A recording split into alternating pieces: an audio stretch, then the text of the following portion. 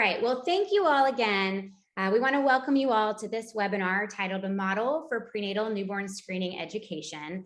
And we are so excited to have you all here with us today to hear a little bit and learn a little bit more about some of the recent work that we've been doing, as well as to learn from some incredible experiences that we have from our guest speakers that are joining us today. So I'm thrilled to have two community members who we've been working closely with to share a bit about their experiences and working in their respective communities. And I will take some time in just a few moments to introduce them a little bit more and have them share themselves as well about their history in this work. But before we get started, just a few quick logistics. I'm going to be walking us through, to get things kicked off, a brief presentation that outlines some of the strategies that we've implemented to develop this and implement this work, as well as some of the results from the initial pilot sites where we've done this work. And then we'll transition to a bit of a conversation between myself, Anita, and Jana. So we want to encourage any of you and all of you to share your thoughts and questions in the chat box along the way. And when we get to that discussion point, we will have time to address and answer any of your questions from the chat box. Also want to start by first recognizing that this work has been supported under the Newborn Screening Family Education Program, which is funded through the Health Resources and Services Administration. And we thank them greatly for our support to be able to do this work. And definitely a great place, I think, to really ground this and start this conversation is to share a bit of context about why there is a need for prenatal newborn screening education and why really thinking about this work has been so important to our program. And there's really a growing body of evidence, both within the literature and within our own works within our community, that really supports the idea that prenatal education for newborn screening really is the most optimal time. There are a number of studies, one in which discusses receiving newborn information prenatally from a healthcare provider actually increases parent satisfaction at the time of newborn screening. There's other literature, and we've heard this ourselves from many of the families that we work directly with, that parents state that newborn screening education should start prior to labor and delivery. I know many of us listening into this have had experiences or have learned from families that in many scenarios, the first time a family is learning about newborn screening is when they've received a call about an out of range result. And I think we all recognize that there's an opportunity to really think about providing education around newborn screening prior to that time so that we can improve those experiences. We also know and recognize that it is recommended by ACOG to discuss and educate families about newborn screening during prenatal visits, but we also recognize that many prenatal providers are not doing that and really aren't as comfortable or familiar with newborn screening education. So for all of these reasons and many more, it creates a really great opportunity to think about some very strategic initiatives to educate expecting women and parents during that prenatal period. Hence, the development of our prenatal newborn screening education pilot program, which really is something that we think about not only as a way to improve awareness and education for all expecting families, but really to think about and advance equitable access to newborn screening education, particularly in families from medically underserved communities. So when we were initially designing and even thinking through this pilot program, there were really three main objectives that anchored our work. The first was to increase awareness of the process and the importance of newborn screening, again, particularly in medical underserved populations. And we wanted to do that by introducing this education during routine pregnancy visits. We recognize that from some of our early work that families from medically underserved populations are even less likely to be aware and educated about newborn screening than other families. So we really wanted to focus our efforts on working with different communities and thinking about ways that would be repeatable and sustainable regardless of the community that we were working in. The second objective that we really wanted to focus on was to assess the accuracy of knowledge, particularly around the how, when, and why newborn screening occurs. And last, but certainly not least, we really wanted to provide resources for families for additional information regarding newborn screening and help them feel more prepared if they found themselves in the situation where their baby may be receiving an out of range result. And as I'm sure you can imagine, there were a number of really key strategies that we thought about early on and that really centered throughout our entire process of development and implementation of the first pilot site, but have also carried through to our discussions and our expansion of this work in other communities as well. And so I'll briefly touch on these key pillars to the pilot design. The first was really, we wanted to understand cultural perspectives. And I'll talk in a bit about our process of developing some of the materials and tools that we've used. But throughout all of that process, we really wanted to be strategic and thoughtful about engaging not just the care providers, but families as well, to ensure that all of our materials and the way in which those were being presented to families really was representative of the families we were serving. A key part to this work, and again, based on work that we've done previously, was that we wanted to leverage trusted healthcare partners. And we wanted to do that by incorporating the introduction of this initiative through existing workflows.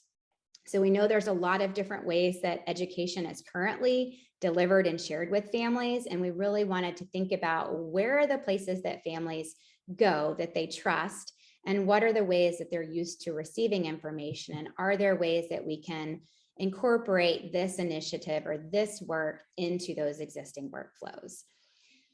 And again, that sort of leads to the final two strategies that were incredibly important, and that was to really think about relatable materials.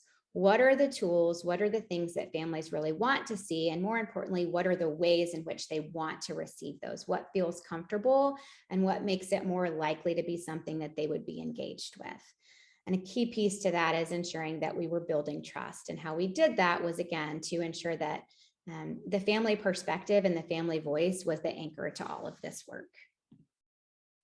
So what exactly did we do? Well, first we thought through and targeted a number of specific partners that worked with medically underserved communities in prenatal, with the focus of prenatal groups. And then we went through a process of developing and implementing an educational initiative. And I specifically say initiative because it included components of education, but it also included additional components of assessment. And it was the entire process that really made, I think, a successful intervention that we can think about scaling and sharing with other communities. And that leads us to the last piece of what we did, and it is exactly that, to develop a repeatable model for other prenatal care centers to hopefully leverage. And we've done this now successfully in two very specific communities, which again, we're excited to have members of those communities who we've been working with here today to share a little bit more about their experiences. And we're also excited that we will be doing some of this work in a tribal community health clinic in the coming months. So we have Miss Anita, Lena here today to share a little bit about what we're planning to do there as well. So in our first community, we focused primarily on Spanish-speaking families that were a part of a high-risk OB group in the Houston area. And in our second community that we worked closely with, we worked directly with the Indiana Community Health Clinic through a group of midwives that support families from the Plains community in Indiana. And I'll be going through some of the high-level results from both of these pilot sites in just a moment. So to understand the actual intervention itself, it's quite simple, and that was by design. And again, we did this so that the idea was we could adjust and tweak things very easily so that it could be implemented in a variety of different community settings, whether it be in a clinic, whether it be online, whether it be paper or in digital forms. We really wanted there to be flexibility built into this initiative so that we could identify what would work best for the communities that we're working with. And the way that the intervention was initiated was, at least in the initial pilot site with the Houston community, we were doing that primarily in a clinic setting. So we were working directly with families that were coming into clinic to see a prenatal provider. And someone from the staff, as those patients were being roomed, shared an information card that had a QR code on it, which introduced a set of pre-test questions. So patients using their smartphone as they were sitting in a waiting room or in their clinic room received this card, clicked on the QR code, and were taken to a set of pre-test education questions. Then they were guided to review an online learning book. And then once completing and reading through that online learning book, which was quite short, it took about 2.5 minutes for most patients to read. The patients were then asked to complete a second set of very similar post-test questions. And as we thought about shifting this effort in different communities, it became very apparent that we really needed to think about, do all families view this material in a digital form, or do we need to think about having this information prepared and ready and available in a printed form as well? So we did have all of our materials available both in digital and printed forms. And we've talked through, as we've expanded this effort, a variety of different ways that we could think about introducing this initiative to patients, whether it be in a home setting or in a clinic setting. So I wanted to briefly share an example of the patient information that was used, again, in primarily the Houston pilot site with Spanish-speaking families. And as you can see here, it was a small 4x6 card that gave a brief introduction to newborn screening generally, but really was more of an introduction to what they could expect through the educational intervention. And it did include the QR code that I mentioned. And from that QR code, once they scanned that with their phone, they were then taken to, again, those set of pre-test questions, and they began the process of the initiative. We did have the card translated into both English and Spanish to make that easier for individuals that were receiving this card to be able to click to the most preferred language. I also wanted to touch on and share a bit with you all about the awareness and knowledge assessments. So again, these were done both prior to and after reading through the book. And the purpose of these assessment questions were multifold. The first was to really understand what families and what parents knew coming into this initiative about newborn screening. We wanted to really get a sense of what their awareness of newborn screening was. And then we also wanted to determine and try to identify if reading the book itself could increase their knowledge and awareness of newborn screening. And in order to create this assessment, it really was a collaborative work group effort with many representatives from the initial pilot site in Houston that we were working with, along with many of our collaborators in evaluation and quality improvement. And we ended up creating a 10-question pre and post-test survey, with 5 of those questions really being focused around knowledge. The majority of those questions were true false, and we did have one question that was a multiple choice question. We also thought that it was extremely important in both the pre and post-test questionnaires to validate that not knowing an answer to a question was okay. The purpose of this work was really to raise awareness and to increase knowledge. And we understood that in many of the cases, parents were coming in with very little awareness or knowledge about newborn screening. So all of the questions had an option of I don't know, and we were able to assess changes or differences in those responses pre and post-test. The book itself was also a rather extensive process to create and develop. And again, we really wanted to ensure that families were a part of that development process. So we created that through the work of our training and education work group. And we also engaged specific families from the communities that we were working with to ensure that the book they were reading was, one, understandable and in a language that really resonated, but 2, we really spent a lot of time thinking about the design aspect, ensuring that pictures that were included in the book and colors that were included in the book really reflected and resonated the families that were using this tool. We were able to test through multiple different rounds with over 25 Spanish and English speaking families in the very first phase of this project. There is a link if anyone that is listening is interested in seeing this book itself. It is a digital, again, it's available in digital and printed form. The link that's included here, and we'll place that in the chat box, will take you to the online flip book so that you can get a sense of what families were experiencing as they were reading through this. So to briefly touch on the results in the two different communities where we've completed our pilots, again, the first was a primarily Spanish-speaking Latino community in the Houston area, where we hosted this pilot for approximately 10 weeks. And in that 10 weeks, we had 56 participants who completed all aspects of the initiative. We did have other participants who participated or engaged in various different parts, but did not complete both the pre and post-test survey. So for the purposes of the data that you'll be seeing today, that is focused on the 56 participants that completed both the pre and post-test questionnaires, as well as who completed reading the entire flip book. And from this, we were able to see that, as we expected, the majority of this particular community was viewing this information in a digital form, with over 90% completing that using their smartphone in the clinic room. I mentioned this earlier, but we did measure in this particular pilot site the time spent reading the book, because this was done online. And we were able to see that on average, it was around 2.5 minutes to read through the book itself. It was slightly longer in the Spanish version, but not statistically significantly different between English and Spanish speaking families. There was, however, and we were very delighted to see, a statistically significant difference in the percent of correct answers pre and post test. So we did determine in this initial pilot site that we were able to increase awareness and knowledge of newborn screening using this initiative. We were then excited to take this same model and think about applying it in a completely different community. We were really excited to learn a bit more about working with the Plains community. And for those that may not be as familiar, we have Jana here today to share a bit about her experiences in working with the Plains community.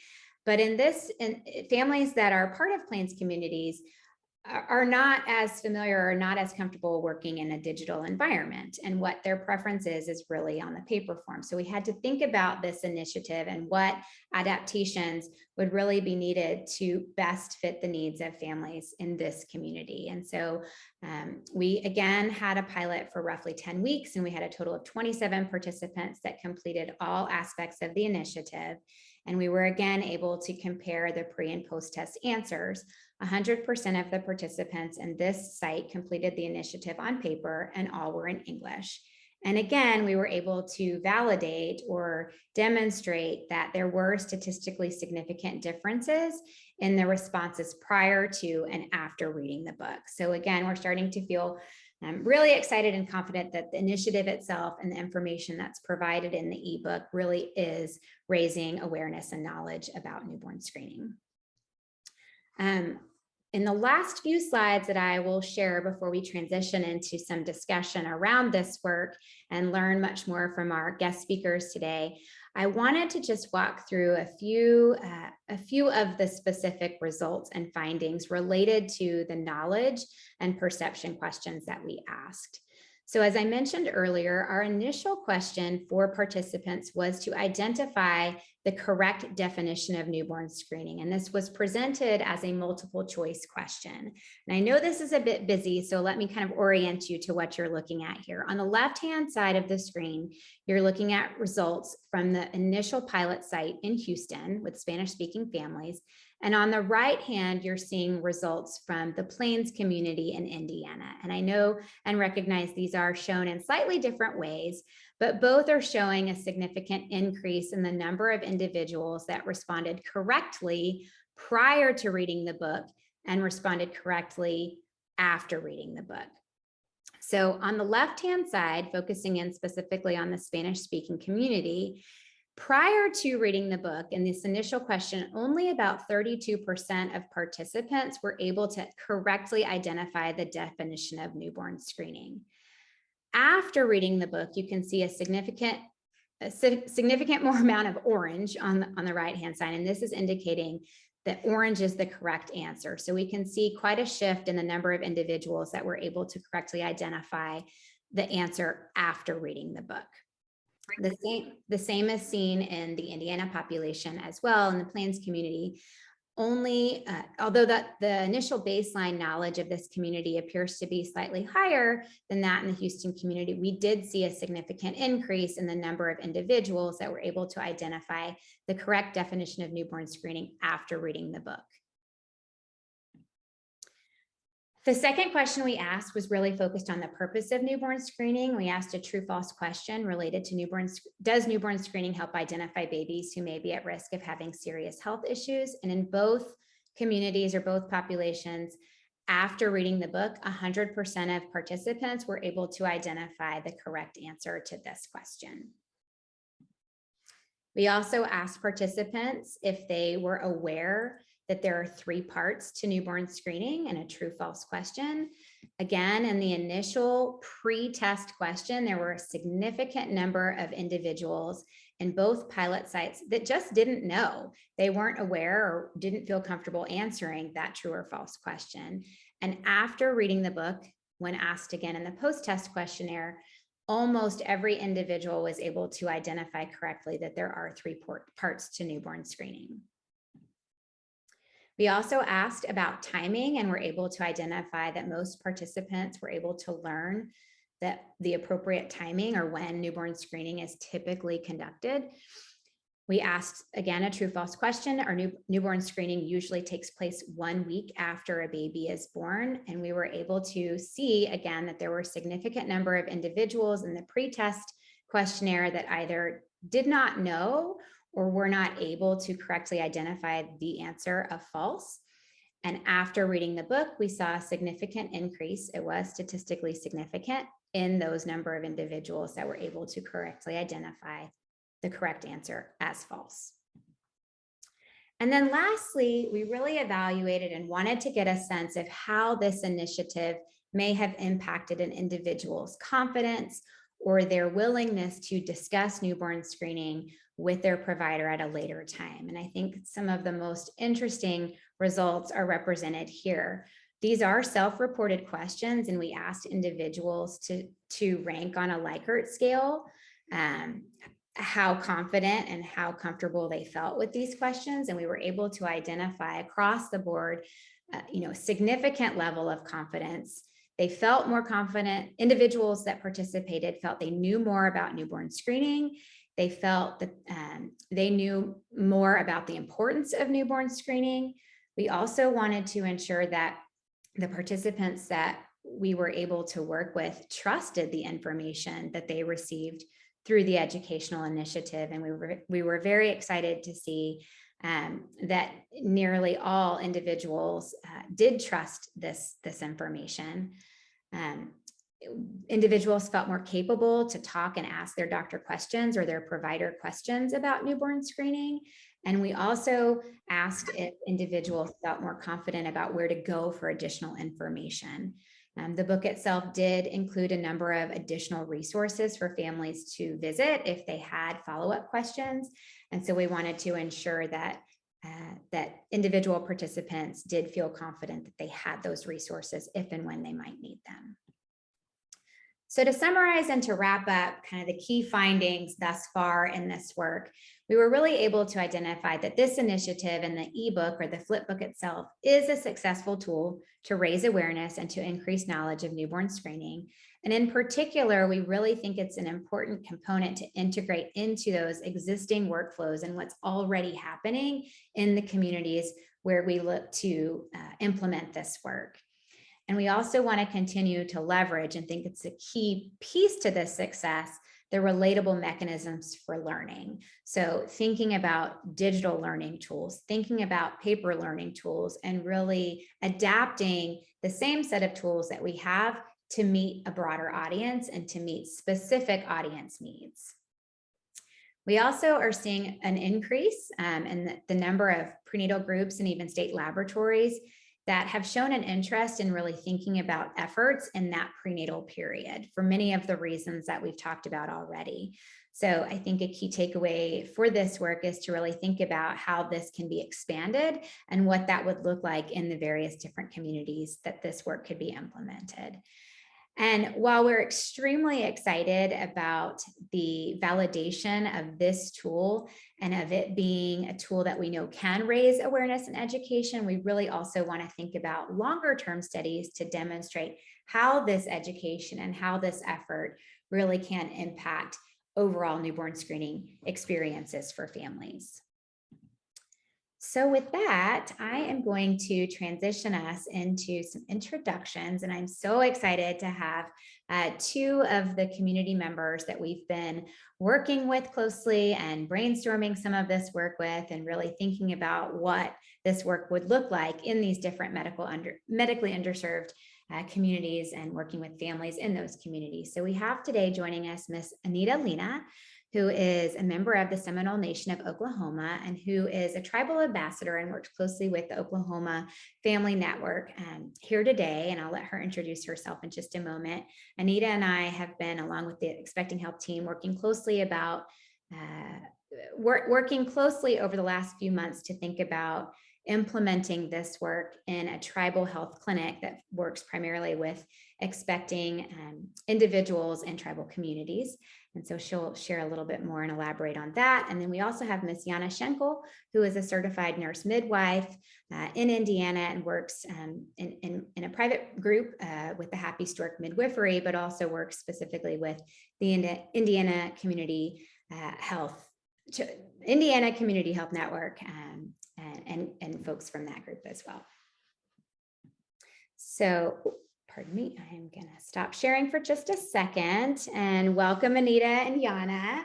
And I'm going to just ask you both to kick it off. And if you don't mind, just introducing yourself and sharing with us a little bit more about the specific communities and the families in those communities that you're working with. Anita, if you'd like to go first. Yes, like Mariana said, my name is Anita Lena, and I'm a member of the Seminole Nation of Oklahoma. I live in Oklahoma City, which is probably 45, no, I take that back, an hour and 15 minutes from where I grew up and where my tribal nation is. I am a member of the Bear Clan and also belong to the Hijiti band within our tribal nation. And I've been working in this field of disability since 1993. I have gone from working with the Head Start children all the way up to where I am today, which along the way I have been a supervisor of a Head Start. I've been a acting director of a Head Start tribal Head Start program. I have been what they called worked on a project called NICOM project where I was a child associate. I worked with high-risk kids. From there, I went to work with the project was under the American Indian Institute out of the Continuing Education Department of OU University, Oklahoma University, and also I worked on another project with them called All Our Relations. I helped with them with their grant writings sometimes and with their conferences. From there, I went on to work in several other areas, but coming back to working with children and families, I became a national trainer for the National Native American Families Together, and also then which turned over to the Oklahoma Parent, that's Olympic, the National Indian Parent Information Center. It's been such a while. And then I was a contractor with the Oklahoma Disability Law Center, where I went into the William Mary Institute for Special Education of Advocacy. I'm alumni of there, and then I took partners in policy making, and I'm a 2013 alumni of that. And also I am an alumni of the Association of Indian Chamber of Commerce of Oklahoma, which is called Leadership Oklahoma. And I now currently, and I did a lot of contract work with Oklahoma Family Network for Center for Learning and Leadership. And currently I'm working with the Oklahoma Family Network. I've recently been appointed the Southern Plains Tribal Health Board Learn the Signs Act Early and Tribal Ambassador, and I'm partnering with Mariana Inspecting Health as a tribal ambassador for newborn screening. And That's great, also, Anita. No, that's perfect. We'll come back to learning a little bit more about kind of some of your key insights to working with families in the tribal community. But I'll give Jana just a second or a moment rather to share a little bit about yourself and kind of how you got involved in this work and the families that you work with in the Plains community. Hi, my name is Jana Schenkel. I'm a certified nurse midwife who works with the Plain community in northern Indiana. We are the third largest Plain community in the United States after Ohio and Pennsylvania. And we have currently here 2 birthing centers that combined together deliver approximately 700 to 800 children a year. So we have a lot of kids coming in and out, and a lot of families, and we are very blessed to have been partnering with a community health clinic with Dr. Z and their staff. So a little bit, about the Amish community or Plains community. So Plains community means that it's Amish, Mennonite, the old order Mennonites, the old order Amish, the new order Amish. So all this combined together is the Plain community. And they have all a little bit of a different understanding in relationship to healthcare itself, to providers. They don't really go Western. It's more about holistic approach, more about the, down to earth, the garden pharmacy, basically. And so it's been a little bit of a disconnect at times with the medical providers or the medical community. However, the unique thing about the Amish community is that they have a severe increase of genetic disorders, which has led again to have such a good rapport with the community health clinic. And the newborn screen is of utmost importance. So we don't really see much here the not wanting this to do the newborn screen. It's more about the understanding of what newborn screens are. I have been since last year working as a director of one of the birthing centers, and it kind of gave me the joy to see a little bit of a different aspect of educating people on that level. Thank you. Yeah, that's super helpful to just understand and kind of lay some groundwork. So in thinking about this pilot and when you first kind of heard about it, I think it'd be helpful for individuals that are listening in to kind of understand a little bit more about what might have been done on newborn screening education before this initiative. Sort of, you mentioned families aren't really as familiar, Jana. They're familiar with newborn screening, but sort of what was done around education before this initiative to really educate about newborn screening? I'll be honest with you, when somebody asked me what a newborn screen was, I knew it was a blood test done that is performed on newborns. That's it. That's basically what the knowledge ended, because we as providers don't really get educated of what it is. We don't get educated on when it's done. We don't get educated what it is. I had absolutely no idea that newborn screen, I knew that they were performed, the hearing screen and the congenital heart disease testing through the pulse oximetry, but I had no idea that they were all combined together, the newborn screen. So that was a little bit of a new information. And I think that most clients don't know that. They know that there is a blood test that checks for PKU. So the most common, misleading answer or question really was this, that patient thought that the newborn screen is a PKU test. PKU used to be, it was called the PKU test because that's all it was tested. It was a PKU test. But now it evolved into 56 different disorders and metabolic issues that have been tested. And I think somewhere along the way, patients just lost that information. And so, it was surprising for me to know that there are 56. I, again, have no idea even about it. So when this initially was talked to about running a pilot, I was like, well, how much can you actually teach? It's a blood test that's done on kids. I would probably say in the last year, we only had one person decline, and it was not a Plains community member. So the Plain community itself is very glad about this test, because even the value money-wise value to the results that you're getting, it's non-comparable. So, and so since everything is cash to pay or, cash on the table, basically transactions, we have no insurance involvement at all. Everything kind of goes about, is it worth it? And all clients understand the very big importance about the testing itself. That's really interesting perspective, and I know that may generate more questions. Anita, I want to give you an opportunity to just elaborate a little bit more on kind of the general awareness of newborn screening in the tribal community, and why you think a pilot program like this will be helpful or important for families that you're working with.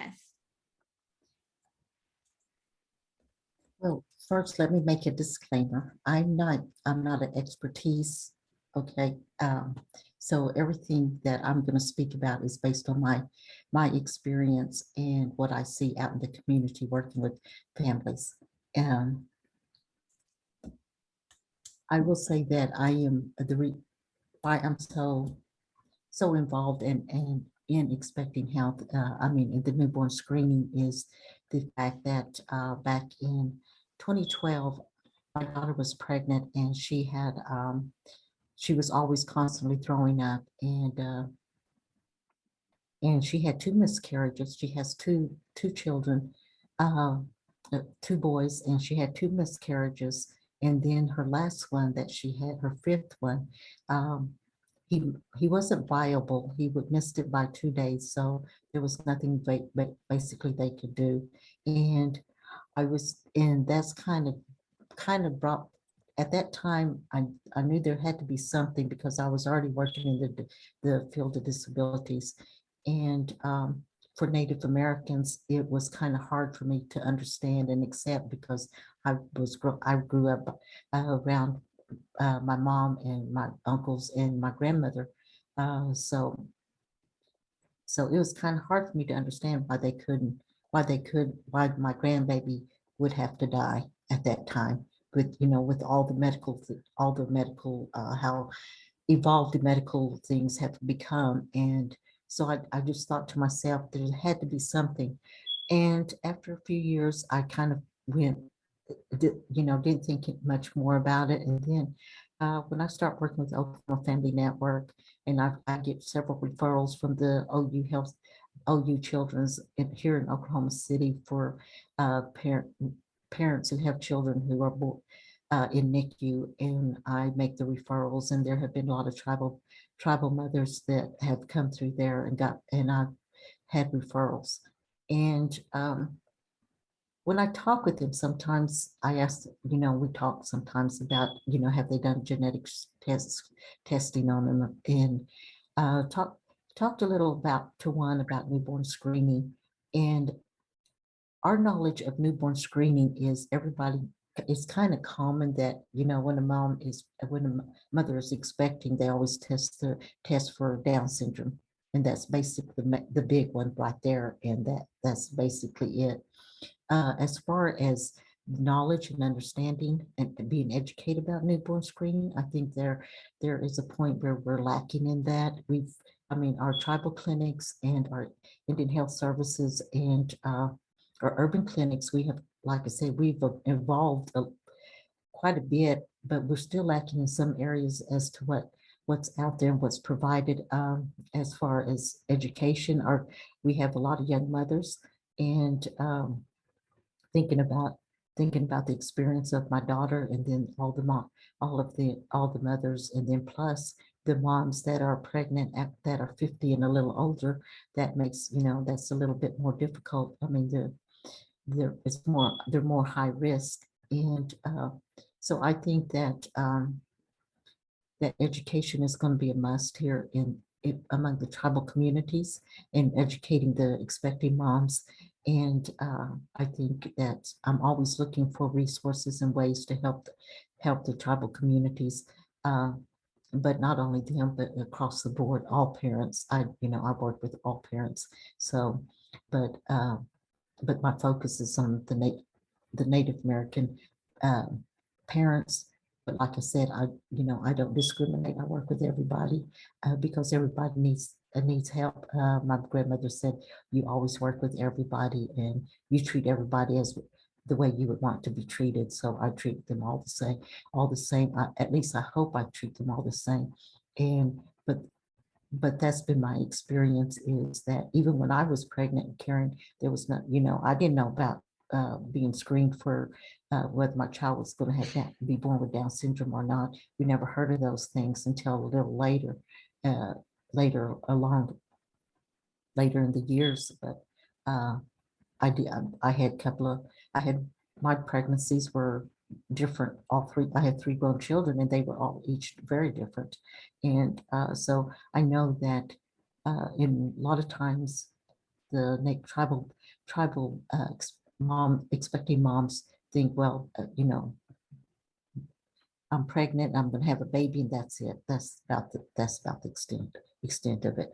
Yeah. But yeah, That, I think you both bring up a number, I think, of important points that we thought about as we were thinking about this pilot, and that have definitely resonated throughout. And there's certainly a great opportunity for education for families, but also a great opportunity for provider education as well. And we even touched on that at the beginning of this presentation. And so I'm going to turn it back to Jana for a second here to kind of share a little bit more as a provider who implemented this pilot with the clients that you work directly with. Could you maybe walk us through what that looked like and how you did that? When and where were you sharing this initiative with your clients, and kind of walk us through your perspective of that experience? So again, a little bit of a background information. Majority of my clients are not met in the office. We actually meeting in home. I am a home health midwife. So basically I drive to my patient's home, and while I set up my stuff, I give them that booklet and said, hey, while I'm setting your stuff up, why don't you read over it? That's how long it took for them to read it. It was really a genius made booklet, because it brought it down to what's the most important thing, the focus. It was not long. There were not many words used. It was very simply words used so that anyone can understand it. Because the other thing is that the Plains community is 8th grade education. That's it. There is no high school involved.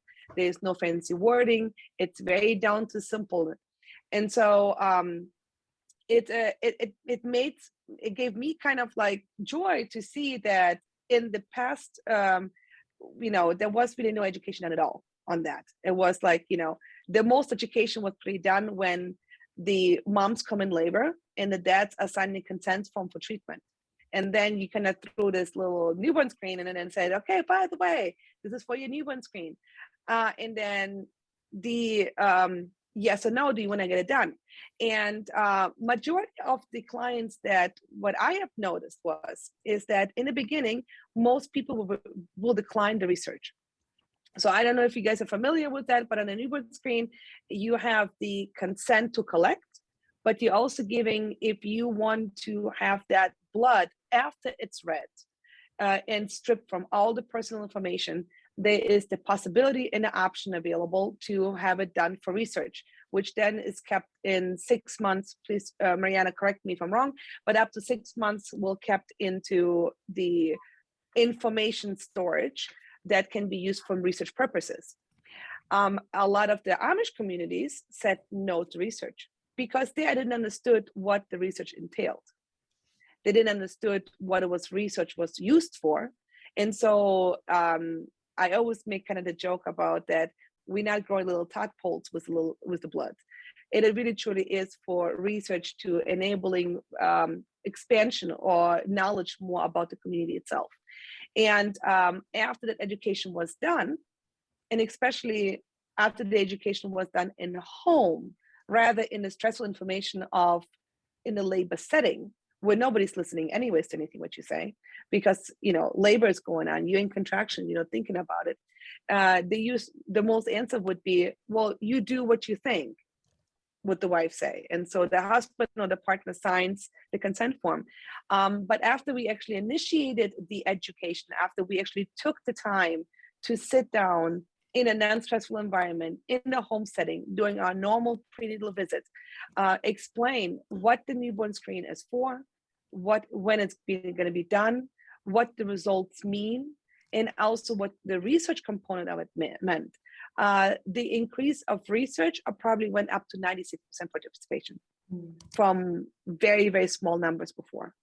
So, and especially with, again, like I said before, the Amish community has a lot of genetic disorders that are unique to their own communities. And even though the newborn screen is not a very comprehensive test, it is a very limited disease profile.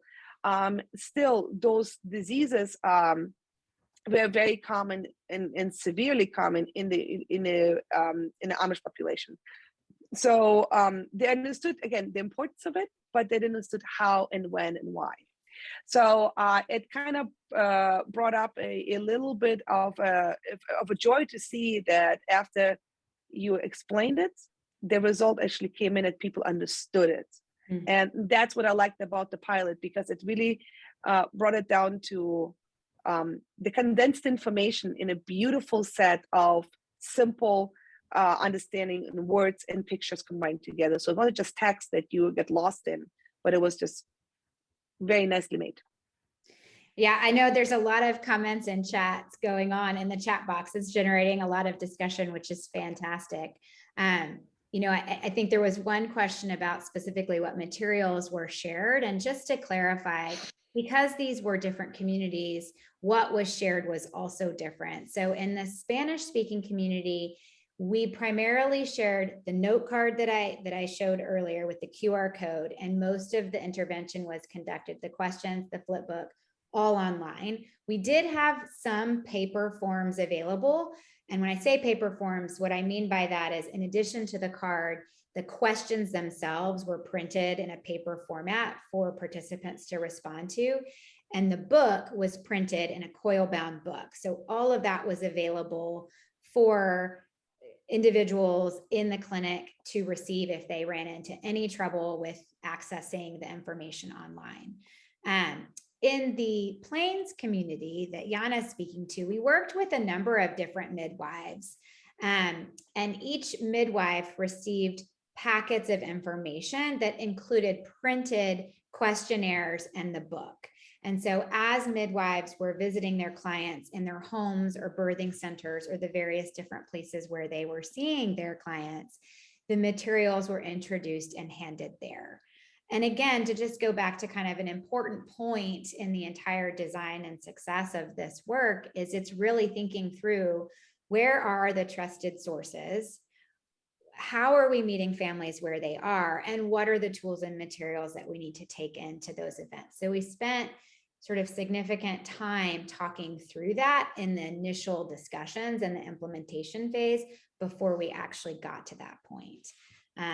And Jana, your points about kind of the clarity that it provided for families really, I think, opened the door for additional conversations and questions that they could then ask you. And that's exactly what we want to see happen when awareness and education or knowledge are increased. Right. Anita, did you want to touch a little bit on kind of what you envision? I know we haven't quite started yet, but just with some of your experiences and working with families, how do you see this fitting into the tribal health clinic? Well, my vision is kind of little all over the place, because still I'm trying to work draft a plan in not only in my head but on paper, because in the state of Oklahoma there's 39 tribes, and we have in doing so I have to be able to respect and honor each tribe as individuals, as an individual tribe, and I have to know their culture and their beliefs, what they are, and I have to respect and honor that. And going back to how I envision it is, in the beginning, I do know that I am going to reach out to some expecting moms to see if I can't get them to do the little questionnaire, the pre and the post and see what the knowledge is of those moms. And also do maybe a questionnaire with the providers to see on the aspect of newborn screening, how important it is how important they feel that the newborn screening is, and would it be an asset, or how I guess mainly, just to hear what they have to say about a newborn screening. And along those lines, like I said, we have the education level. I have to consider the education level of the parents that I'm going to be working with, of the moms, because I know that I've seen where you replied that it was at the 6th grade level. Well, some of our parents, some of them can't read. So what I'll have to do is I'll have to figure out when I talk with them who I need to just break it down in as simple terms as possible to them. And but also at that time, when I do and I connect back with the OBGYN and the clinic there, to let them know that, what my observation was of these moms, and what might best help them in working with the mom as far as newborn screening goes. And when they talk about newborn screening, to at least tell them the expectations and what is expected in terms that they can understand, even though sometimes a lot of times you'll see Native American nodding their head yes, like they understand, but they really don't. And for the state of Oklahoma, like I said, there's 39 tribes here. We have a total of over 500,000 Native Americans live in the state of Oklahoma. But when you look at the other states across the United States, you have the federally recognized also, and then you have your state, what they call the state Indians. So you have to consider where they're coming from. And going back to what Jana said about the blood and everything, some of them won't be trusting. Some of them have their traditions or their culture, and that when I say that, it may not engulf the whole tribe. It may be just the individual family. Individual. Yes, that says no. I don't want my blood to be taken, because blood to us, blood is life. Blood means life. And so and that would be one of the barriers to doing it too. And that would be the education part, but I would have to also honor their culture and honor everything that they believe in. I can't overstep what they believe in, because if I do that, then I won't be able to come back into that tribe or into that midst of the family and work with them. So there's a lot of aspects, because I have to consider, where I'm coming from and what they're coming from. I have to understand their history, and their environment, and on those when I go in and talk with them. So, but my vision is to get a focus group of expecting moms, talk with them, and have them take the pre and the post test and get their knowledge. And then, but I've already we're going to, one of the clinics I'm targeting is in Tallahassee, Oklahoma, which is a tribal clinic of Choctaw Nation. And I'm also thinking of a couple of clinics on the western side and the central western and eastern part and southern and northern part of the state, so that I can get a little bit of information and at least kind of do some researching on that to see if my thoughts are the same, or if because for me, I going in, I haven't heard anybody talking about newborn screening until I started with the Heartland Regional Genetics Network as one of their advocates and in community engagement members. And so if I haven't heard it, then I can only assume that there'll be a lot of tribal people that have moms that have never heard of it either. But that's where I would like to go out and find out. If I'd rather be wrong than be right. And I so, think you bring up such an important piece to the implementation process, which I haven't mentioned. How we specifically have engaged with the communities that we're working with is exactly that. So in addition to testing our materials with families, that is a huge component. We spent a significant in both of these communities, and Anita, with you as well. We've spent significant time working directly with the providers in those communities and the families in those communities to really understand what is the current workflow in place, what is trusted about that, what might not be trusted about that, and what are the adaptations that we need to think about. So I know we're sort of coming up on time. I'm sure we could keep talking for hours. The one thing I want to say, Anita, one of the biggest things is, and you probably more an expert than I am about it, but I think it's maybe important to mention that the blood is not just going to be collected, but the blood is not going to be wasted, that the blood is actually being collected on paper, which is, again, from nature to nature, and it's going to be disposed the same way. So you're not just going to draw it and take it, but you're actually applying it on something that came from nature. So again, incorporating the national approach of that. yes, I understand where you're coming from, but the tribal communities don't see it that way. You have to look at it as, Right. it No, absolutely. it's totally different. Yes.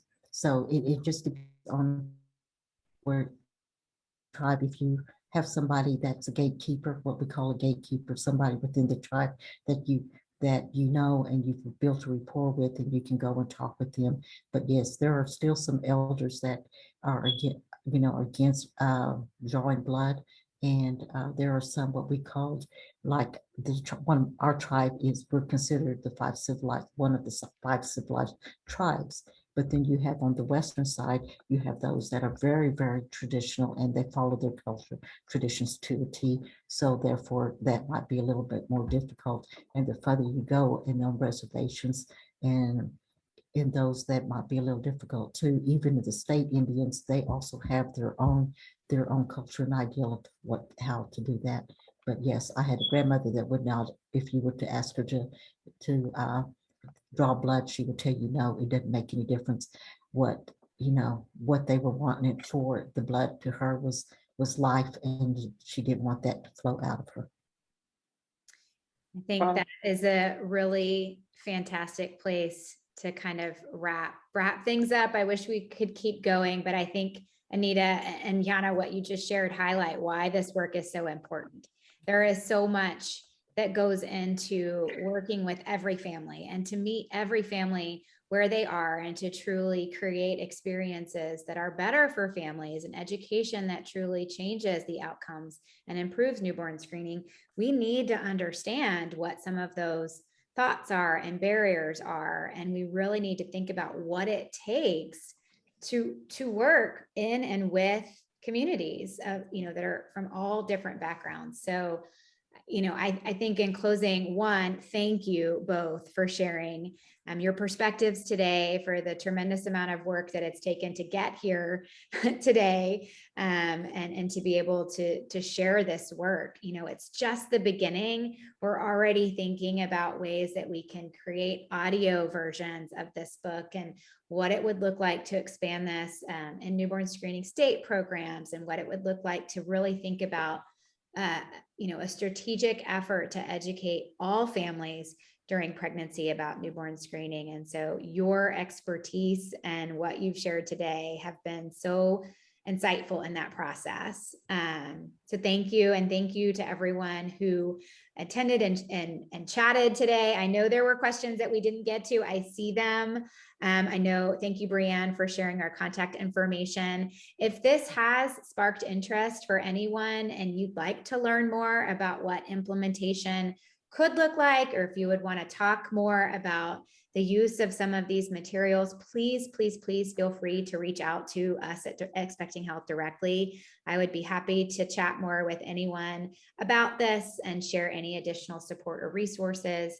And as Brianne mentioned as well, this is being recorded, and we would be happy to share that once it's available also.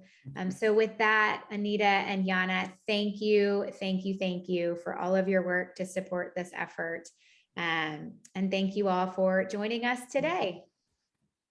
Thank you so very everyone. much for inviting. Yes, thank you, everyone. And thank you, Jana, for your work you're doing. Thank you.